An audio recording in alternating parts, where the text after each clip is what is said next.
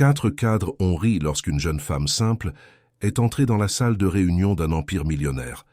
Mais le silence s'est emparé des lieux à l'instant même où elle a dit quelque chose que personne n'était prêt à entendre. L'homme le plus puissant de l'entreprise croyait tout contrôler, jusqu'à découvrir qu'un secret enterré dans le passé pourrait détruire des décennies de pouvoir et de prestige. Derrière un ancien contrat et une histoire oubliée, il existait une vérité capable de changer le destin d'une fortune entière.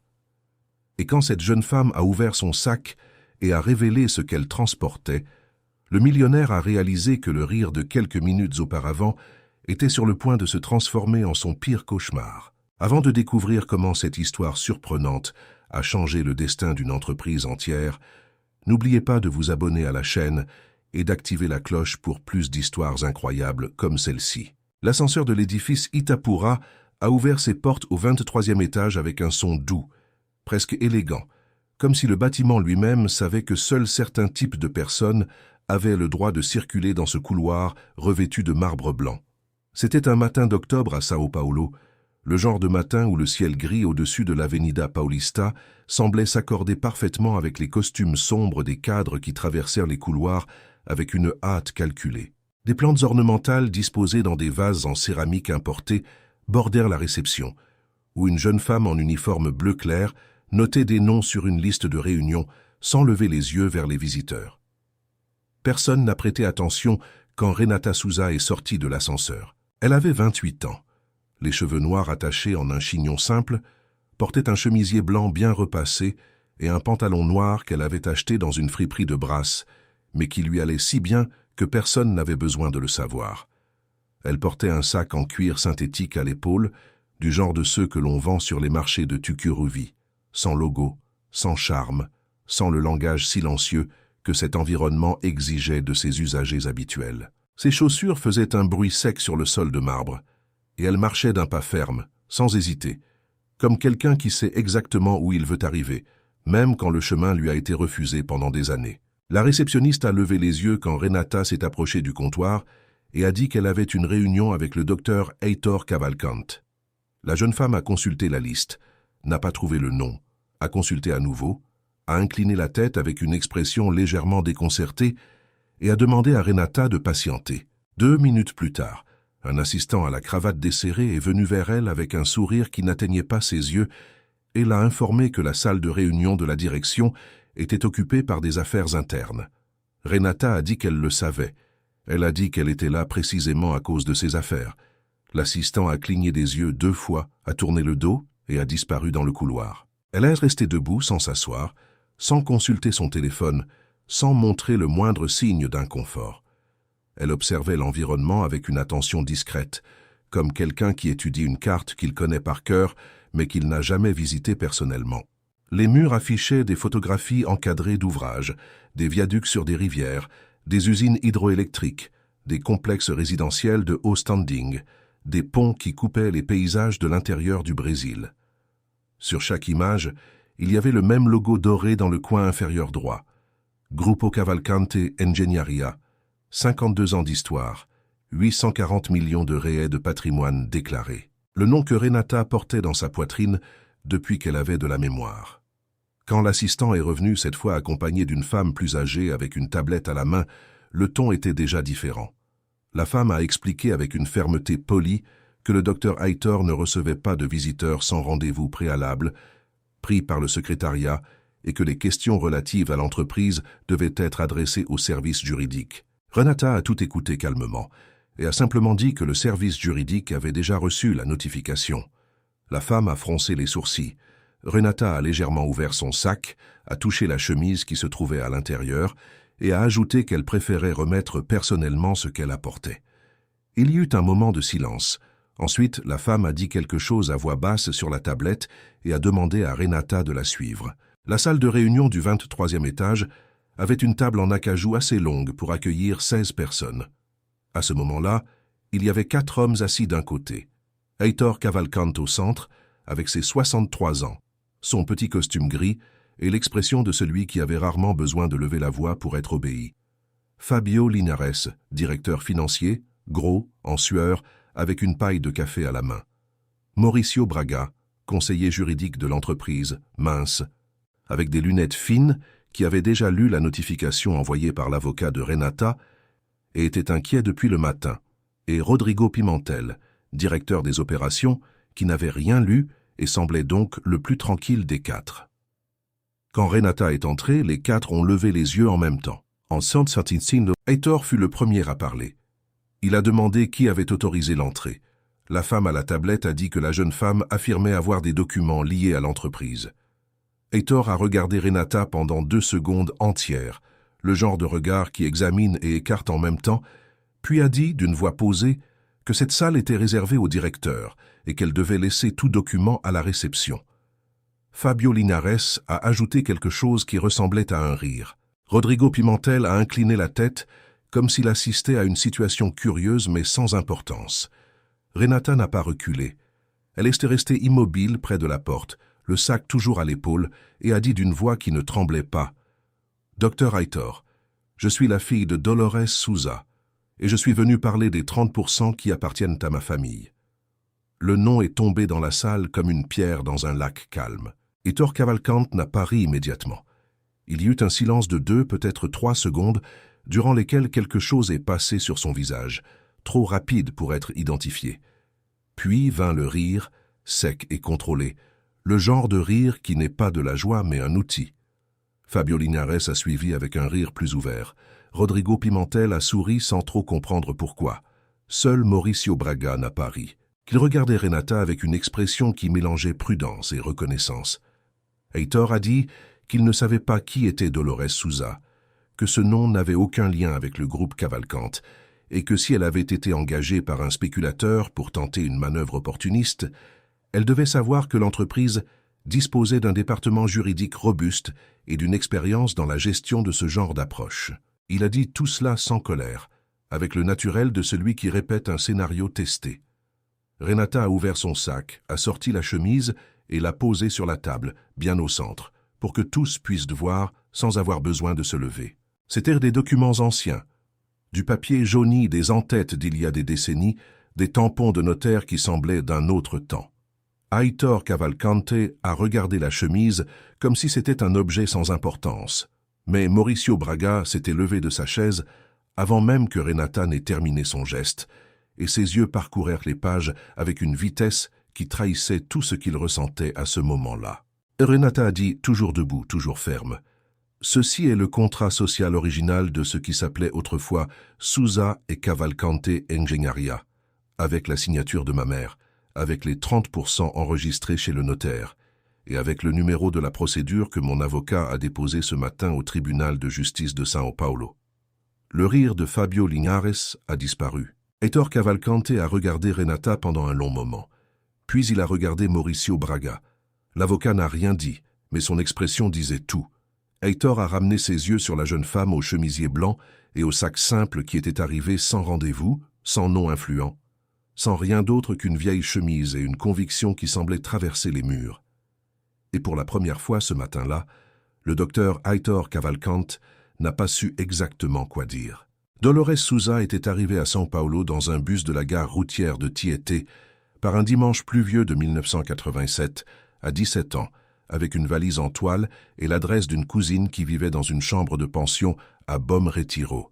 Elle venait de l'intérieur du Maranhão, d'une petite ville où l'avenir avait une apparence très bien définie pour les filles de sa condition. Mariage précoce, enfant rapidement, travail pénible pour le reste de la vie sans que personne ne se souvienne de son nom. Dolores avait décidé, encore adolescente, qu'elle ne voulait pas de cet avenir, non par arrogance, non par illusion, mais parce qu'elle avait en elle quelque chose qu'elle ne parvenait pas à nommer correctement, une façon de voir les choses, de lire les gens, de percevoir ce qui se cachait derrière ce qui était dit. Une sorte d'intelligence silencieuse dont les gens autour d'elle ne savaient pas trop quoi faire. Durant ses premières années à São Paulo, elle a travaillé dans tout ce qui se présentait. Elle a nettoyé des bureaux, servi dans des cafétérias, plié des vêtements dans des magasins du centre.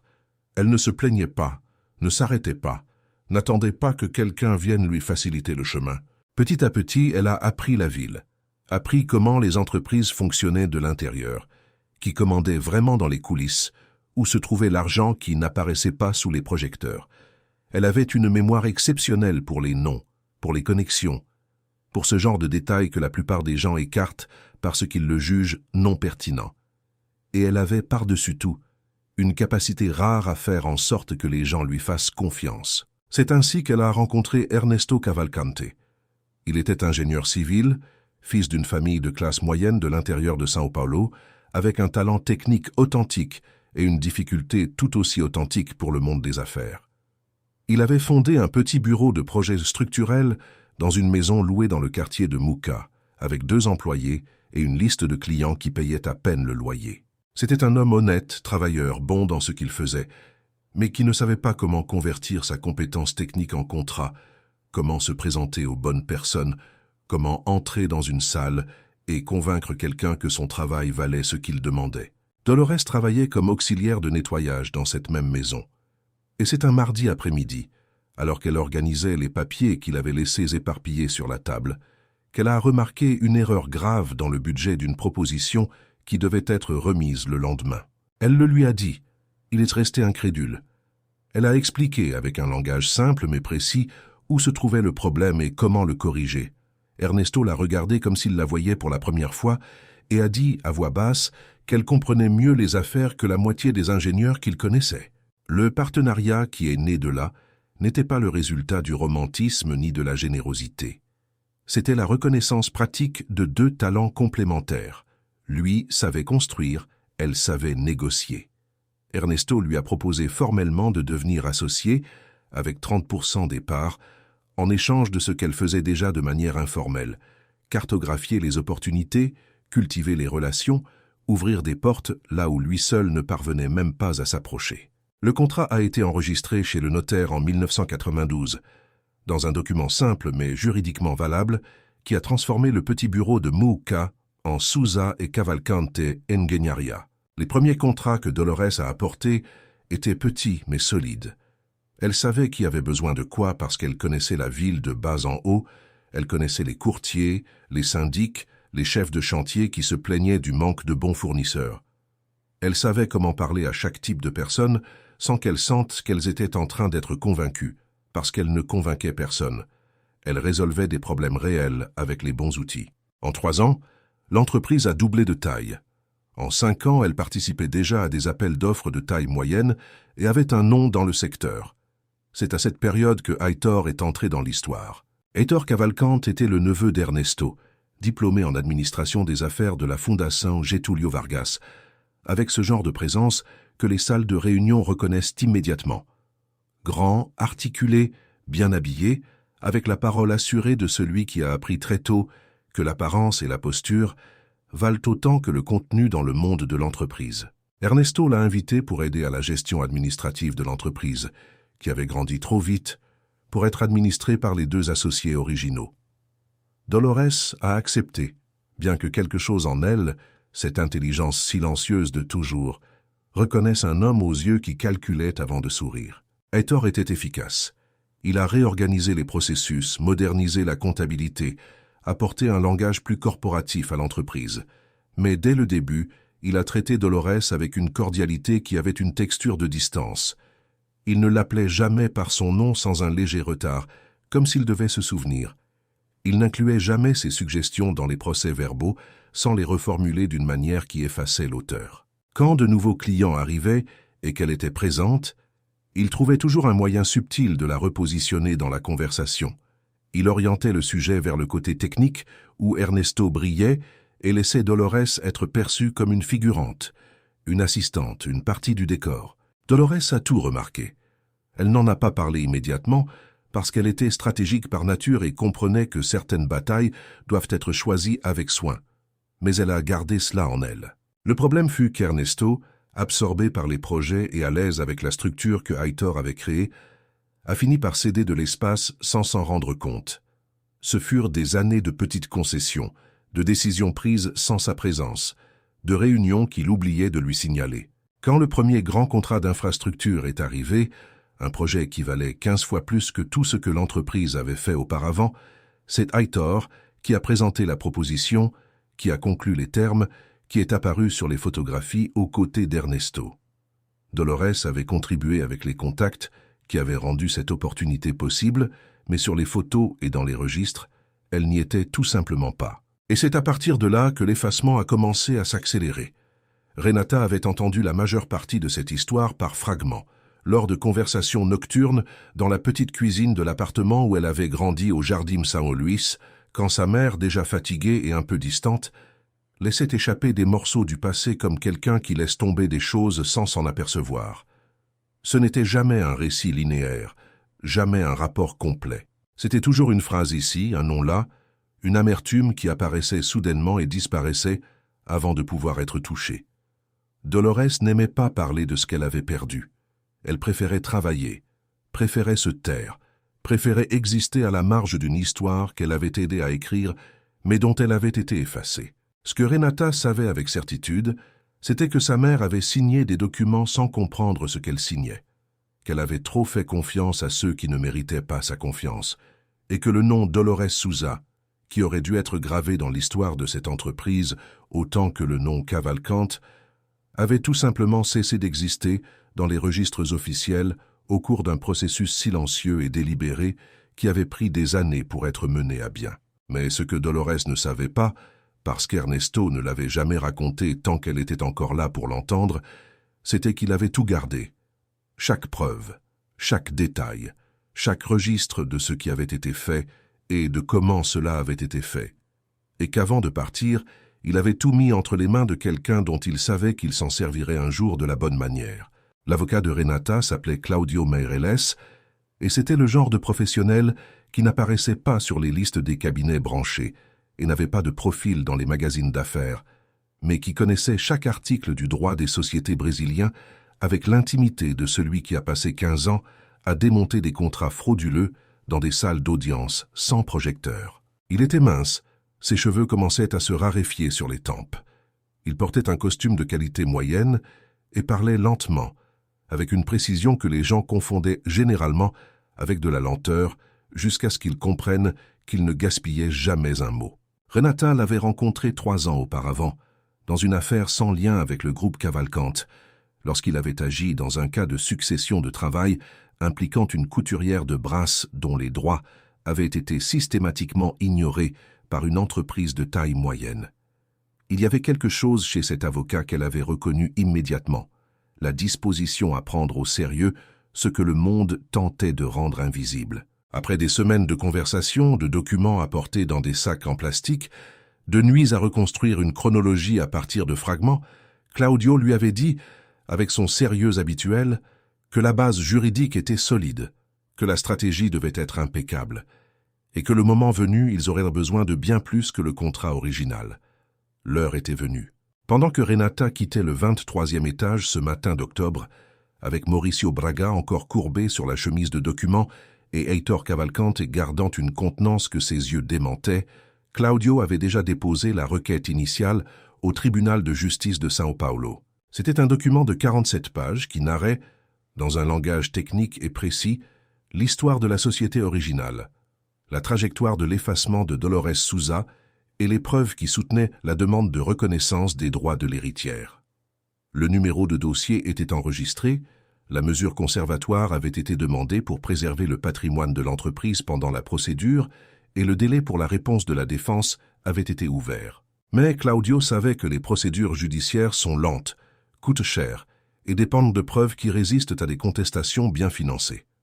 Le groupe Cavalcante avait de l'argent pour engager les meilleurs cabinets juridiques de São Paulo, pour tergiverser, pour créer des versions alternatives, pour faire en sorte que le temps travaille contre une jeune femme sans ressources. C'est pourquoi lui et Renata avaient travaillé pendant des mois sur un plan qui allait au-delà des documents notariés. Ils avaient besoin de témoignages. Ils avaient besoin de personnes prêtes à parler de ce qu'elles avaient vu. Et il y avait une personne, en particulier, dont Claudio soupçonnait depuis un certain temps qu'elle pourrait être la clé de tout. Son nom était Patricia Cavalcante, épouse de Heitor depuis 22 ans, ancienne professeure d'histoire qui avait abandonné sa carrière lors de son mariage et qui, ces dernières années, était devenue une figure de plus en plus discrète lors des événements sociaux du groupe, remplacée dans les apparitions publiques par Heitor sous divers prétextes. Santé, engagements familiaux, voyages qui n'avaient jamais lieu. Ceux qui connaissaient le couple de près disait que le mariage s'était desséché de l'intérieur depuis longtemps, soutenu par l'apparence et par la structure financière qui les maintenait ensemble, dans une convention qu'aucun des deux ne semblait heureux de maintenir. Renata avait réussi à obtenir le numéro de Patricia par un chemin indirect, par l'intermédiaire d'une ancienne employée de l'entreprise qui avait été licenciée sans juste motif 2 ans auparavant et qui gardait certaines rancœurs avec la même fidélité que d'autres personnes gardent des photographies. Elle lui avait envoyé un message simple, direct, sans détour, qu'elle était la fille de Dolores Souza et qu'elle avait besoin de parler. Patricia a mis 4 jours à répondre. Quand elle a répondu, elle a seulement indiqué une adresse et une heure.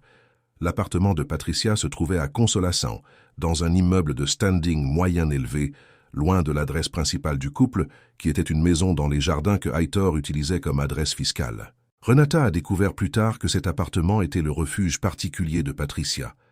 Le seul espace qui était complètement à elle, où Heitor apparaissait rarement, et où elle avait construit au fil des ans une vie parallèle faite de livres, de plantes en pot et de silence qu'elle avait appris à habiter seule. Elles se sont rencontrées un mercredi après-midi.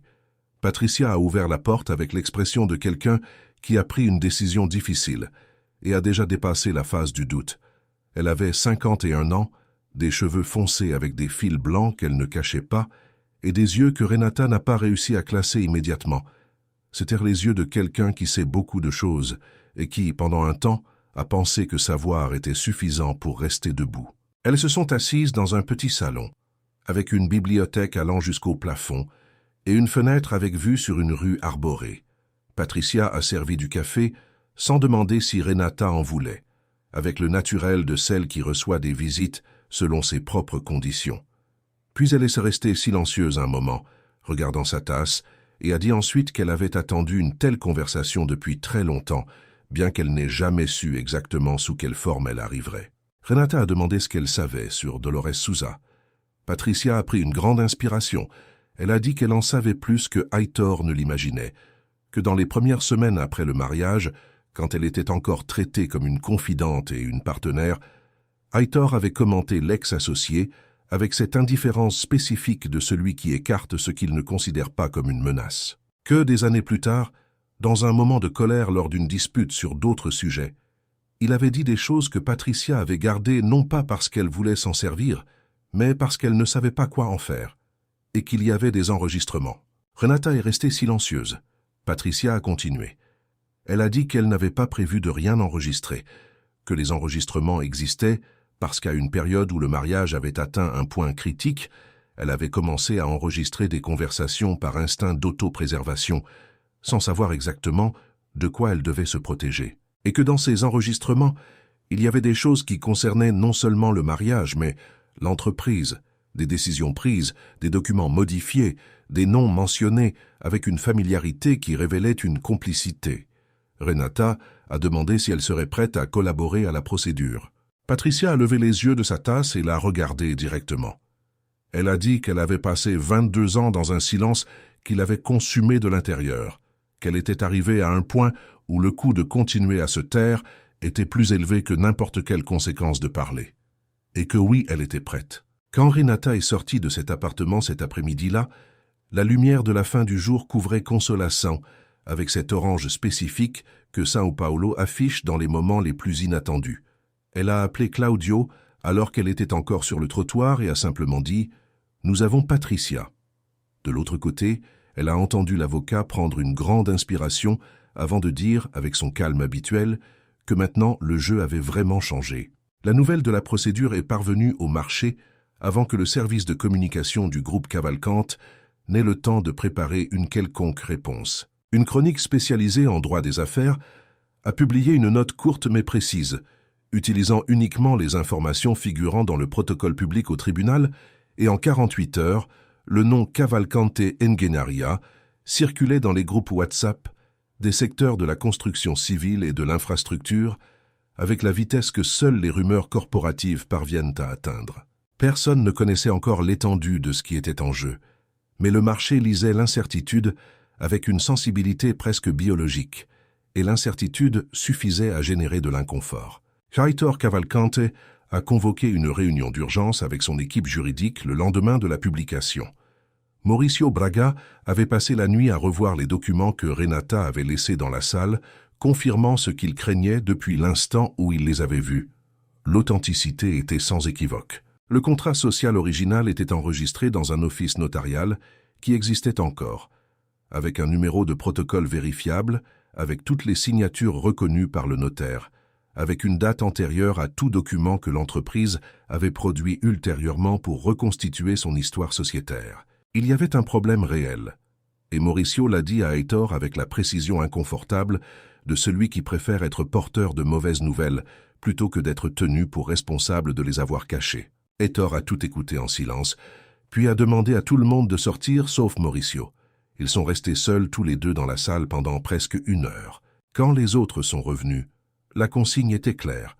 Contester l'authenticité des documents par voie technique, remettre en question la représentativité de l'héritière et la chaîne successorale, et actionner tous les contacts que l'entreprise entretenait dans l'écosystème juridique de São Paulo pour garantir que la procédure se déroule de la manière la moins visible possible. C'était une stratégie d'usure, de temps, pour faire saigner les ressources de l'autre partie jusqu'à ce qu'elle abandonne. Ce que Heitor ne savait pas, c'était que de l'autre côté, il y avait quelqu'un qui s'était préparé exactement à ce genre de stratégie. Claudio Meirelles avait anticipé la contestation de l'authenticité et avait déjà commandé des rapports d'expertise indépendants 3 mois à l'avance. Il avait 2 experts en documents dont les curriculum vitae étaient impeccables et qui avaient confirmé dans des rapports séparés que les documents étaient authentiques et ne présentaient aucun signe d'altération. Il avait également demandé à l'office notarial original des copies certifiées des registres, qui sont arrivées avec un certificat d'authenticité émis par le notaire lui-même. Et il y avait un détail supplémentaire qui transformait la défense en quelque chose de bien plus complexe qu'un simple litige technique, le testament d'Ernesto Cavalcante. Ernesto était parti 2 ans auparavant, de manière discrète, sans tapage, sans cérémonie publique. Heitor avait dirigé les préparatifs avec l'efficacité de celui qui a l'habitude de gérer des problèmes logistiques, et le départ du fondateur avait été traité par l'entreprise comme un événement interne, avec une brève note sur le site institutionnel et une petite cérémonie fermée pour les proches. Ce que personne dans l'entreprise ne savait, pas même Heitor, c'était qu'Ernesto avait rédigé un second testament privé avec authentification notariale dans un office de l'intérieur de l'État de São Paulo, des mois avant son départ, remis à une avocate de province qui avait reçu pour instruction de le transmettre à l'héritière de Dolores Souza dès qu'elle se manifesterait. Cette avocate avait contacté Claudio lorsque la procédure avait été déposée. Le testament n'était pas long, mais il était dévastateur dans sa précision. Ernesto avait écrit de sa propre main que le retrait de Dolores de la société s'était produit au moyen de documents qu'elle avait signés sans une compréhension adéquate de ce qu'ils impliquaient, qu'il avait cédé aux pressions de Heitor par faiblesse et qu'il le regrettait profondément, et qu'il souhaitait que la vérité soit restituée à l'héritière légitime. Il avait également inclus une liste de documents internes qu'il avait conservés, décrivant leur emplacement avec précision, y compris un serveur externe qu'il maintenait sous le contrôle d'un ancien assistant personnel, totalement séparé de l'infrastructure de l'entreprise. Claudio travaillait encore à récupérer les documents du serveur quand Renata a reçu un message inattendu. Ce n'était pas de Patricia, ce n'était pas de l'avocat. C'était d'un numéro qu'elle ne reconnaissait pas, et le message disait simplement « Nous devons parler. Je suis Antonio Sales. J'ai travaillé comme directeur juridique du groupe Cavalcante pendant 14 ans. Antonio Sales avait quitté l'entreprise 2 ans auparavant, lors d'un licenciement officiellement présenté comme une restructuration, mais que le marché avait interprété comme une rupture. Il était connu dans le secteur comme un professionnel compétent qui avait servi loyalement le groupe pendant 1 décennie et demie, mais qui était devenu progressivement mal à l'aise avec certaines décisions qu'il était appelé à formaliser sans les remettre en question. Renata avait déjà entendu son nom lors des recherches qu'elle menait depuis des années, mais elle n'avait jamais réussi à le localiser de manière directe. Elle a répondu « Ils ont convenu d'une rencontre dans un café à Itaim Bibi 2 jours plus tard. » Antonio avait 56 ans, une barbe courte, une contenance qui semblait être le résultat d'un effort conscient. Il est arrivé avant elle. Il était déjà assis avec un café sur la table et une fine chemise à côté de lui. Quand Renata s'est approchée, Il l'a reconnue avant même qu'elle ne dise quoi que ce soit, ce qui signifiait qu'il avait fait ses propres recherches. Il a dit qu'il avait suivi la procédure sur le portail numérique du tribunal et qu'il avait reconnu le nom Dolores Sousa avec une clarté qu'il avait tenu éveillée pendant 2 nuits. Il a raconté qu'il avait été responsable de la formalisation juridique d'une partie de la restructuration sociétaire qui avait effacé Dolores de l'entreprise, qu'il avait reçu des instructions de Heitor et les avait exécutées sans poser les questions qu'il savait devoir poser, qu'il avait rationalisé son omission avec des arguments qui, avec le temps, étaient devenus de plus en plus impossibles à soutenir. Il a ouvert la chemise et a posé sur la table une collection de documents internes, des mémos, des emails imprimés, des procès-verbaux de réunions qui n'avaient jamais été enregistrés dans les canaux officiels. Chacun d'eux narrait, de manière fragmentée mais cohérente, le processus délibéré d'exclusion de Dolores Sousa de la société qu'elle avait aidé à construire. Renata a regardé les documents pendant un long moment. Puis elle a regardé Antonio. Il semblait plus petit qu'il ne l'avait probablement été, recroquevillé sur lui-même sous le poids d'une culpabilité qu'il avait portée en silence pendant trop longtemps. Elle n'a rien dit de condescendant. Elle n'a pas dit qu'elle comprenait, elle n'a pas allégé son fardeau par des mots faciles. Elle a seulement dit que ces documents devaient parvenir à son avocat dès aujourd'hui et lui a demandé s'il était prêt à témoigner. Antonio Sales a fermé la chemise, a regardé par la fenêtre du café pendant quelques secondes, puis a acquiescé de la tête avec la lenteur de celui qui ne revient pas en arrière. Cette nuit-là, Renata est restée debout à la fenêtre de son appartement au Jardim São Luís, regardant la ville, et a pensé à sa mère. Elle a pensé à la façon dont Dolores avait construit quelque chose d'énorme, sans jamais avoir eu le droit de dire que c'était à elle. Elle a pensé à combien de femmes comme sa mère avaient été effacées des histoires qu'elles avaient elles-mêmes écrites, avec la même efficacité silencieuse, avec le même sourire calculé de ceux qui appellent cela une restructuration. Et elle a pensé qu'il n'y avait aucune autre version de cette histoire qu'elle accepterait, aucun accord, aucune somme déposée sur un compte qui suffirait. Ce qui devait revenir, c'était le nom. Le nom était tout. Le cabinet de Claudio Meirelles se trouvait dans une pièce louée au 3e étage d'un immeuble commercial à Bella Vista, avec vue sur une cour intérieure où un jacaranda têtu poussait entre les trottoirs de béton avec une persistance que l'avocat avait l'habitude de souligner comme une métaphore sans jamais expliquer pour qui. La pièce était petite, avec 2 bureaux, une étagère de dossiers l'un derrière l'autre et un tableau blanc au mur, où il dessinait des cartes de connexion quand il avait besoin de réfléchir à voix haute. Renata avait passé des dizaines d'heures dans cet espace au cours des derniers mois, et elle avait appris que le tableau blanc était le cœur de la procédure, l'endroit où les pièces détachées prenaient forme et où le chaos commençait à devenir une stratégie. Cet après-midi-là, le tableau était complètement couvert. Claudio a expliqué la situation avec sa voix toujours posée, mais avec une intensité différente dans ses gestes, comme si le poids de ce qu'il avait trouvé sur le serveur d'Ernesto nécessitait plus d'espace que ce que les mots pouvaient donner. Le serveur externe, accédé avec la collaboration de l'ancien assistant personnel d'Ernesto, avait révélé un dossier contenant plus de 200 fichiers numérisés, des contrats internes, des emails, des transcriptions de réunions et, le plus important, un document qu'aucun d'eux ne s'était attendu à trouver sous ce format. C'était une déclaration détaillée, écrite par Ernesto Cavalcante sur plusieurs mois, qui narrait avec une précision chirurgicale chaque étape du processus par lequel Dolores avait été retirée de la société. Le document n'était pas seulement un récit personnel, c'était une confession technique avec des dates, des montants, des noms de documents, des numéros de protocole et des descriptions des circonstances dans lesquelles chaque papier avait été présenté à Dolores pour signature. Ernesto décrivait comment Heitor avait utilisé sa confiance, sa difficulté avec le langage juridique complexe, et sa croyance sincère que les documents étaient des procédures de routine pour exécuter ce qu'il avait planifié sur 2 ans. Il décrivait aussi sa propre lâcheté, comment il avait laissé faire, comment il s'était dit que ce serait temporaire, comment il avait repoussé la correction jusqu'à ce que repousser devienne le choix permanent. Claudio a dit que ce document, combiné au testament formel, aux fichiers d'Antonio Sales et aux enregistrements de Patricia, formait une structure probante qu'il avait rarement vue réunie dans un seul dossier. Il a dit que la question n'était plus de savoir si Renata gagnerait, mais dans combien de temps et selon quels termes. Et qu'il devait y réfléchir avec soin, car Heitor Cavalcante avait assez de ressources pour rendre n'importe quelle victoire suffisamment coûteuse pour ressembler à une défaite.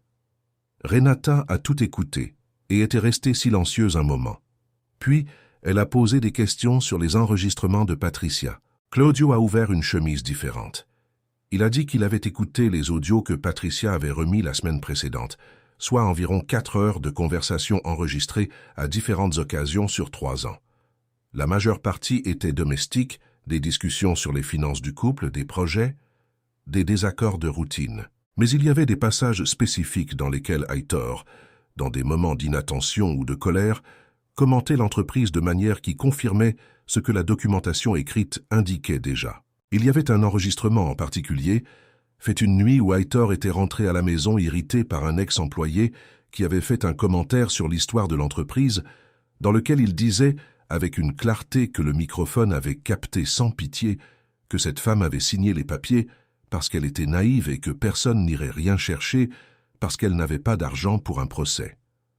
Claudio a dit que ce passage spécifique serait dévastateur lors d'une audience. Ce qui est arrivé ensuite fut inattendu, même pour ceux qui étaient préparés aux surprises.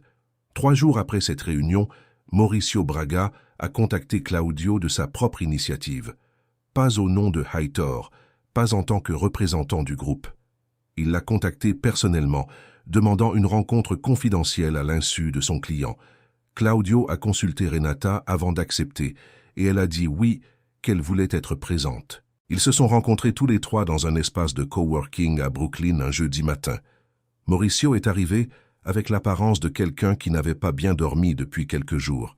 Il a enlevé ses lunettes, a nettoyé les verres, les a remises, et a dit qu'il avait passé la dernière semaine à revoir soigneusement tous les documents de la procédure et qu'il était parvenu à une conclusion qui l'obligeait à être honnête, même si cela allait à l'encontre des intérêts du client qu'il représentait formellement. Il a dit que les documents que Renata avait présentés étaient authentiques, que les preuves réunies par son avocat étaient substantielles, et qu'en tant que professionnel, il n'était pas en mesure de construire une défense qu'il savait fausse sur une base qu'il savait frauduleuse. Il a dit qu'il communiquait à Heitor qu'il devait mettre fin à sa représentation et qu'il était là pour informer de ce qu'il savait sur la stratégie qui avait été discutée, y compris le plan de contestation technique, afin que la partie adverse puisse se préparer adéquatement.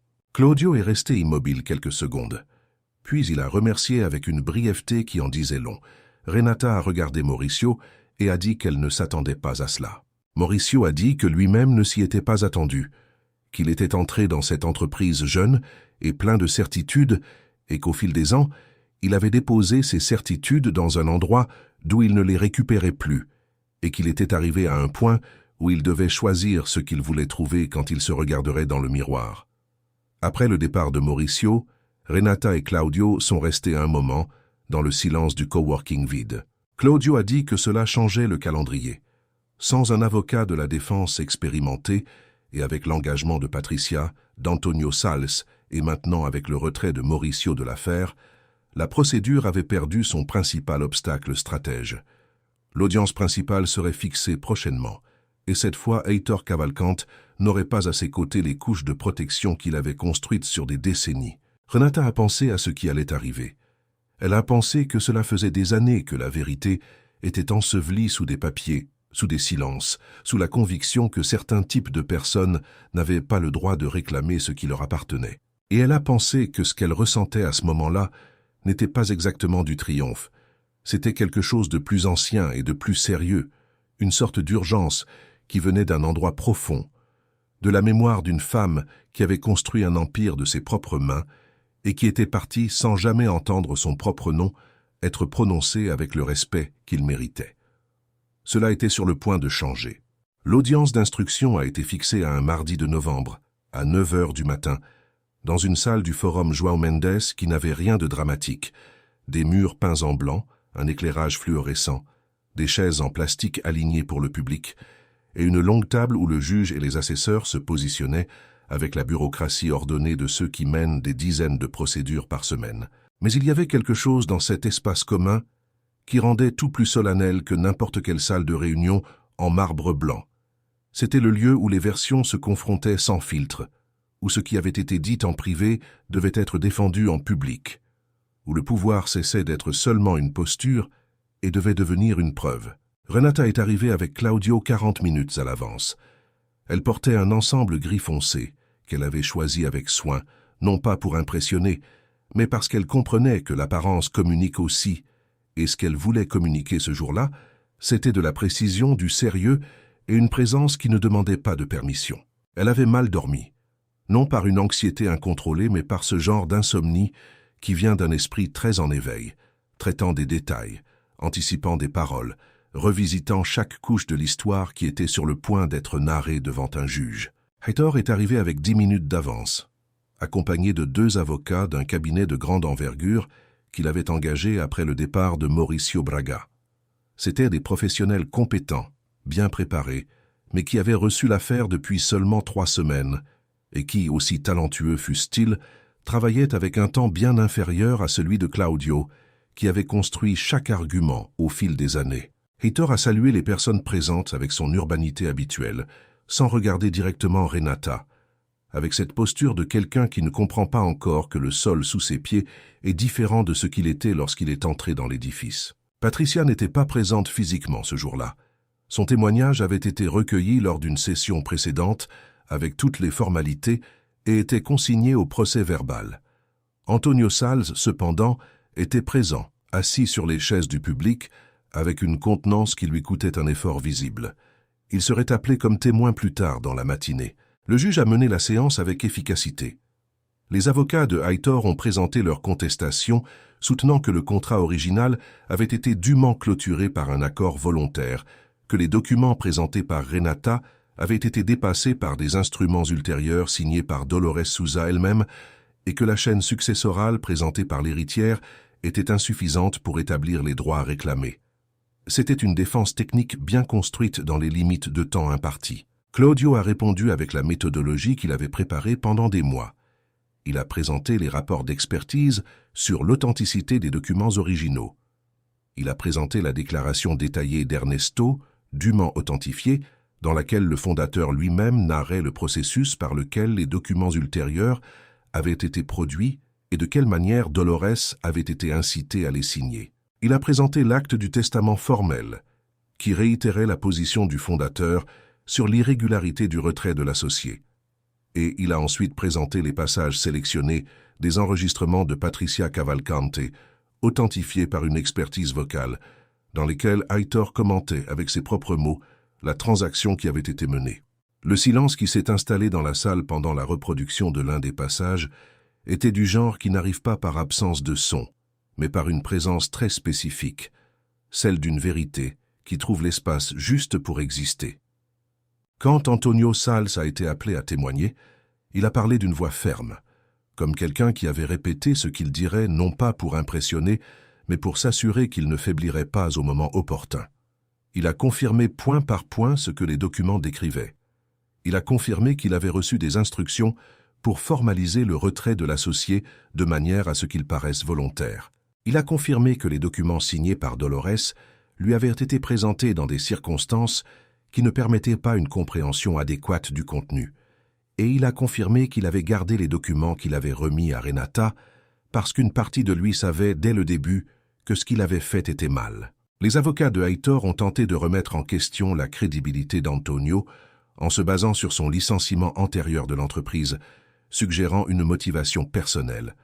Claudio avait anticipé cela et a présenté une lettre de recommandation de Heitor lui-même, écrite 2 mois après le départ d'Antonio, dans laquelle il faisait son éloge de manière enthousiaste et le remerciait pour ses années de dévouement, ce qui rendait la thèse du ressentiment personnel invraisemblable. Heitor a tout écouté de sa chaise sans rien laisser paraître extérieurement, mais Renata l'observait avec attention et voyait dans ses petits mouvements, dans sa mâchoire légèrement contractée, dans la façon dont le crayon tournait de plus en plus vite entre ses doigts, que l'homme qui s'était moqué d'elle 6 semaines auparavant n'était plus en terrain familier. À l'entracte, Claudio s'est approché de Renata et a dit à voix basse que le juge avait demandé les pièces principales pour révision et qu'il avait fixé une seconde séance pour la clôture. Il a dit que le déroulement avait été meilleur que ce qu'il espérait et qu'il y avait une possibilité réelle d'une décision favorable, sans nécessité d'expertise supplémentaire, compte tenu de la cohérence et de la quantité des preuves présentées. Renata est allée aux toilettes du forum, était restée seule quelques minutes devant le miroir et a pensé à sa mère, non avec tristesse, non avec colère, mais avec une sorte de présence qu'elle ressentait quand elle avait besoin d'une encre. Dolores avait travaillé toute sa vie sans attendre que quelqu'un vienne résoudre ce qui lui avait été fait.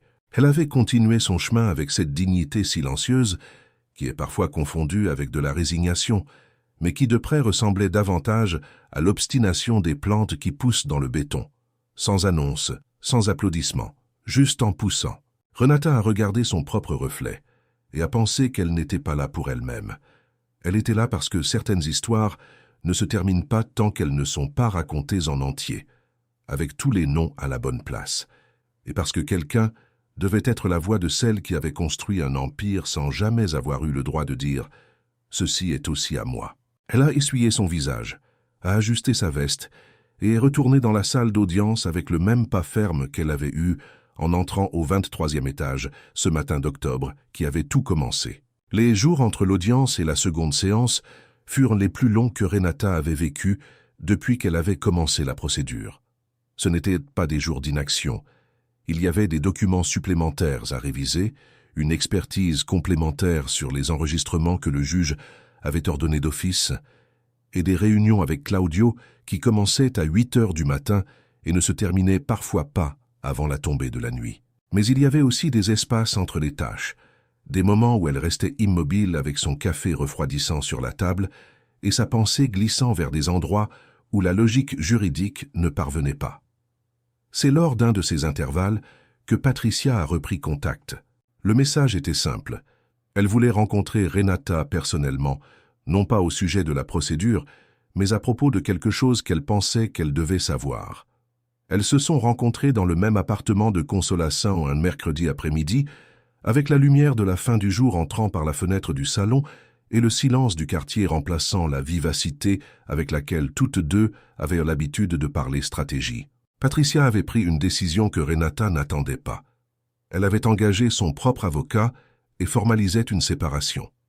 Elle a dit que la décision n'avait pas été prise à cause de la procédure, qu'elle avait mûri au cours de nombreuses années et que la procédure n'avait été que le dernier élément rendant impossible d'ignorer ce qu'elle savait déjà. Elle a dit cela sans dramatisation, avec la tranquillité de celle qui est arrivée de l'autre côté d'une décision difficile et a découvert que le sol était toujours là.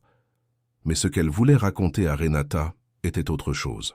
Elle a dit que ces derniers jours, elle avait revisité certains moments dont elle avait gardé le souvenir, sans jamais les avoir bien organisés, et qu'elle s'était souvenue d'une conversation qu'elle avait eue avec Ernesto Cavalcante environ 4 ans auparavant, avant qu'il ne tombe malade.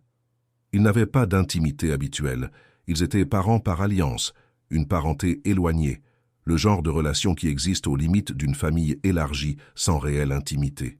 Mais à cette occasion spécifique, lors d'un événement familial où Aitor était parti plus tôt et où Patricia était restée par accident dans un coin du jardin où Ernesto était aussi seul, ils avaient échangé quelques mots. Ernesto lui avait demandé avec délicatesse mais directement si elle était heureuse. Patricia avait répondu que oui, par réflexe. Il était resté silencieux un moment, puis avait dit, sans qu'elle ne comprenne complètement sur le coup, qu'il espérait qu'elle sache que ce qui avait été fait à Dolores n'avait pas été fait avec le consentement de sa conscience, qu'il avait permis, qu'il avait faibli et qu'il portait cela en lui.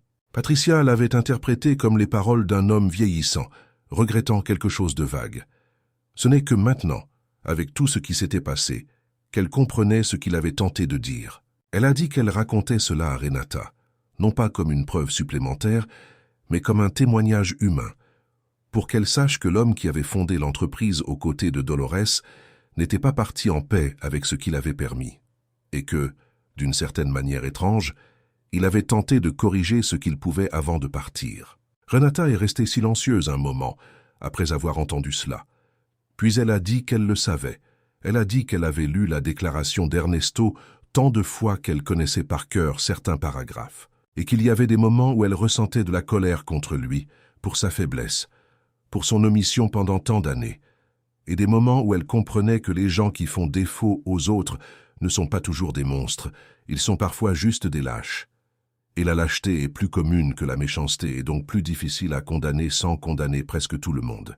Patricia a dit qu'elle pensait que Renata avait mûri plus que la plupart des gens qu'elle connaissait. Renata a dit qu'elle ne savait pas si c'était de la maturité ou juste de l'épuisement. Les deux ont ri, et le rire avait cette texture spécifique du soulagement partagé entre des personnes qui ont traversé quelque chose de lourd ensemble sans s'être rencontrées auparavant. Quand Renata est rentrée chez elle cette nuit-là, il y avait un message de Claudio l'informant que le juge avait conclu l'analyse des rapports d'expertise des enregistrements et que le résultat avait confirmé l'authenticité et l'intégrité des audios. Il n'y avait aucune preuve de montage, de coupure ou de manipulation. Les enregistrements étaient considérés comme valables en tant que preuve. Renata a répondu par un message court. Puis elle est restée à regarder le plafond un moment, pensive. Ce qui était sur le point d'arriver n'était pas seulement la victoire d'une procédure judiciaire. C'était la fin d'un récit qui avait duré des décennies, le récit selon lequel certains types de personnes n'existent pas dans les lieux où elles devraient être parce qu'elles n'ont pas le profil que ces lieux attendent. C'était la fin de la version où Dolores Souza était une note de bas de page dans une histoire qu'elle avait aidé à écrire en haut de la page. Et il y avait aussi quelque chose que Renata n'avait dit à personne, ni à Claudio ni à Patricia. Elle avait trouvé, parmi les documents du serveur d'Ernesto, une photographie numérisée. C'était une image en noir et blanc, granuleuse, clairement prise avec un appareil simple des années 90. Elle montrait deux adultes devant la maison de Mucca, devant une plaque en bois où l'on pouvait lire « Souza et Cavalcante Engenharia ». L'homme était Ernesto, plus jeune, souriant. La femme à côté de lui, avec une robe à manches longues et les cheveux lâchés, était Dolores. Renata avait regardé cette photographie pendant très longtemps. Elle avait vu sa mère jeune, avec un sourire qu'elle avait rarement vu de son vivant, le genre de sourire qui ne demande pas de permission, qui existe parce que la personne est exactement là où elle veut être. Et elle avait pensé qu'il y avait un monde parallèle, où Dolores était restée cette femme de la photographie, où son nom était resté sur la plaque, où sa fille grandissait, en sachant depuis toujours d'où elle venait et de quoi elle était capable. Ce monde n'avait pas existé. Mais le nom de Dolores Souza était sur le point de revenir là où il avait toujours appartenu, et c'était ce qui se rapprochait le plus de la justice que le présent pouvait offrir au passé. La seconde et dernière séance d'instruction eut lieu par un après-midi de décembre, alors que São Paulo affichait déjà dans ses vitrines les décorations de Noël qui semblent incongrues avec la chaleur humide que la ville accumule à cette période de l'année. Renata arriva de nouveau avant l'heure, de nouveau avec Claudio à ses côtés. Cette fois, il y avait plus de monde dans le public. Des journalistes spécialisés en droit des affaires, quelques visages qu'elle reconnaissait du secteur de la construction civile, et une femme aux cheveux gris assise dans un coin que Claudio identifia discrètement comme une directrice d'un fonds d'investissement qui avait récemment injecté de l'argent dans le groupe Cavalcante et qui était probablement là pour évaluer l'ampleur du problème qu'elle avait acheté. Héctor arriva avec ses avocats et avec l'expression de quelqu'un qui avait été briefé sur l'état des choses avec assez de précision pour ne plus avoir d'illusions, mais qui maintenait sa posture par discipline ou par orgueil. Fabio Linares était présent aussi, plus mince que lors des dernières semaines, avec l'apparence de quelqu'un qui n'avait pas bien dormi depuis un certain temps. Rodrigo Pimentel n'est pas apparu. Le juge mena l'ouverture avec brièveté. Il avait révisé tous les documents, tous les rapports, tous les témoignages enregistrés. Il informa que la procédure était en phase de clôture et que, avant la délibération finale, il accorderait la parole pour les plaidoiries conclusives des deux parties. Les avocats de Heitor firent ce qu'ils purent avec ce qu'ils avaient. Ils réitérèrent les arguments techniques sur la succession, remirent en question marginalement la méthodologie des rapports d'expertise et tentèrent de construire un récit selon lequel l'entreprise avait subi des transformations légitimes au fil des décennies et que la demande de reconstitution sociétaire rétroactive créerait un précédent problématique pour le marché. C'était compétent, mais c'était défensif. Et le juge écouta avec l'expression de celui qui a déjà pris sa décision, mais respecte le protocole. Claudio fit ses conclusions avec l'économie caractéristique de celui qui sait que l'excès dilue l'essentiel. Il présenta la chronologie sous forme résumée. la fondation de l'entreprise en 1992, la contribution documentée de Dolores Souza, le retrait par un processus frauduleux, la croissance de l'entreprise pendant les années où elle n'avait aucune reconnaissance, et l'ensemble des preuves qui démontraient non seulement que l'irrégularité avait eu lieu, mais qu'elle avait été planifiée et exécutée de manière délibérée. Il dit que la demande n'était pas de la charité, n'était pas un dédommagement émotionnel. C'était une restitution juridique de ce qui avait été retiré de manière indue. Alors, dans une décision qu'il avait discutée avec Renata les jours précédents et qu'elle avait approuvée avec fermeté, Claudio demanda que Renata fasse une déclaration personnelle à la cour. Elle marcha jusqu'à la position désignée avec les papiers en main, mais ne les regarda pas. Elle avait écrit ce qu'elle voulait dire et l'avait mémorisé, non pas comme on apprend un texte par cœur, mais comme on porte une histoire depuis assez longtemps pour qu'elle devienne une partie de sa propre respiration. Elle dit qu'elle comprenait que les procédures judiciaires parlent de parts, de pourcentages, de patrimoine, de documents, et que tout cela était nécessaire et légitime. Mais elle dit aussi qu'il y avait quelque chose que les chiffres ne traduisaient pas complètement. L'histoire d'une femme qui était arrivée à São Paulo avec rien, qui avait appris le langage d'un monde qui ne l'attendait pas, qui avait ouvert des portes avec intelligence et travail acharné, et qui avait contribué de manière décisive à la construction de quelque chose qui avait grandi jusqu'à valoir des centaines de millions de réais. Et qu'au moment où ce quelque chose avait commencé à valoir beaucoup, le nom de cette femme avait été délibérément retiré de l'histoire. Elle dit qu'elle ne demandait pas au tribunal de réécrire le passé. Ce n'était pas possible. Elle demandait que le présent enregistre la vérité avec le même soin que celui mis à effacer le passé. Que le nom de Dolores Souza revienne à la place d'où il n'aurait jamais dû sortir. Parmi les fondateurs de cette entreprise, avec la reconnaissance qui lui appartenait de plein droit et par mérite. Quand elle eut fini, il y eut un silence dans la salle qui semblait occuper plus d'espace que d'habitude. Le juge nota quelque chose, regarda les personnes présentes un moment, puis annonça que la procédure était close pour délibération et que la sentence serait prononcée dans un délai de 15 jours. Ce qui se passa durant les 15 jours suivants fut une sorte de suspension. La ville continuait, la chaleur continuait, les décorations de Noël continuaient, et Renata continuait de travailler, de parler avec Claudio, de répondre aux messages, de vivre. Mais il y avait une couche d'attente sous tout cela qui rendait chaque matin légèrement irréel, comme si le monde avait accepté de mettre en pause une décision qui ne pouvait être prise que d'une seule manière. Le matin où la sentence fut disponible dans le système du tribunal, Claudio appela à 7h45. Renata était déjà réveillée. Il dit ce qu'il avait à dire de sa voix toujours posée, mais il y avait quelque chose en elle qui la laissa immobile au milieu de la cuisine pendant un instant. La sentence avait reconnu la validité de la société originale, avait reconnu l'irrégularité du processus de retrait, avait ordonné la restitution des parts de 30% à Renata Souza, en tant qu'héritière légitime de Dolores Souza, avec toutes les corrections et indemnités calculées sur la période écoulée depuis l'effacement. Avait ordonné l'enregistrement du nom de Dolores Souza en tant que cofondatrice dans les documents historiques de l'entreprise, et avait écarté Aitor Cavalcante de la direction pendant la période d'exécution de la sentence, en attendant d'éventuelles enquêtes additionnelles suggérées par les preuves de la procédure elle-même. Renata resta silencieuse à l'autre bout du fil pendant quelques secondes. Claudio demanda si elle allait bien. Elle dit que oui. Elle dit qu'elle pensait à sa mère, qu'elle essayait d'imaginer ce que Dolores dirait si elle savait, et que la réponse qui lui venait, avec cette voix intérieure qui est parfois la seule à dire la vérité, était que sa mère ne dirait probablement pas grand-chose, car Dolores n'avait jamais été une femme de beaucoup de paroles quand les émotions étaient grandes, mais qu'elle prendrait les mains de sa fille et les serrerait une fois fermement, de la manière qu'elle avait de dire ce qui ne sortait pas par sa bouche. Claudio dit que c'était une belle image. Renata dit que c'était tout ce qu'elle avait. Puis elle raccrocha le téléphone, resta immobile dans la cuisine un moment de plus, puis alla jusqu'à la fenêtre. La ville était là dehors, énorme, bruyante et indifférente comme toujours, faisant ce que São Paulo fait chaque jour, aller de l'avant, sans trop se demander ce qui s'était passé hier. Mais quelque chose avait changé dans un registre que la ville ne notait nulle part, et qui, pour cette raison, était plus permanent que n'importe quel document.